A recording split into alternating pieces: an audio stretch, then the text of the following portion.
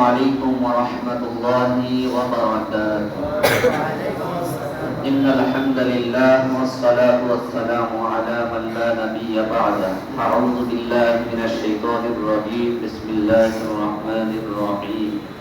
اقرأ باسم ربك الذي خلق. خلق الإنسان من علق. اقرأ وربك الأكرم الذي علم بالقلم.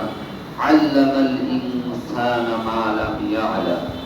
صدق الله العلي العظيم. وقال رسول الله صلى الله عليه وسلم خيركم من تعلم القرآن وعلمه أو كما قال عليه الصلاة والسلام.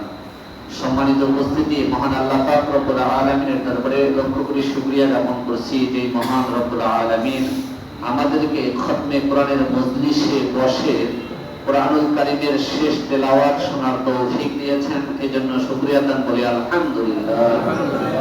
সাথে সাথে স্মরণ করছি সেই মহামানব যিনার প্রতি পবিত্র কোরআনুল কারীম অবতীর্ণ হয়েছে।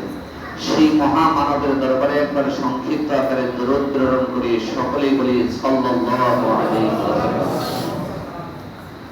আমরা আল্লাহ তাআলার কাছে আশাবাদী যে মাসুম বাচ্চারা যাদের সকাল হয়েছিল কোরআন দিয়ে, যাদের দুপুর হয়েছে কোরআন দিয়ে, যাদের বিকাল হয়েছে কোরআন দিয়ে, যাদের সন্ধ্যা হয়েছে কোরআন দিয়ে, যারা ঘুমাইছে কোরআন দিয়ে, যারা ঘুম থেকে জাগ্রত হয়েছে কোরআন দিয়ে, তাদের জবান থেকে আসমানের নিচে জমিনের উপরে সর্ববৃহৎ গ্রন্থ ঐশী বাণী আল্লাহ তাআলা জিবরিল আমিনের মাধ্যমে নবী মুহাম্মদ রাসূলুল্লাহ সাল্লাল্লাহু আলাইহি ওয়াসাল্লামের উপরে নাযিল করলেন, অবতীর্ণ করলেন।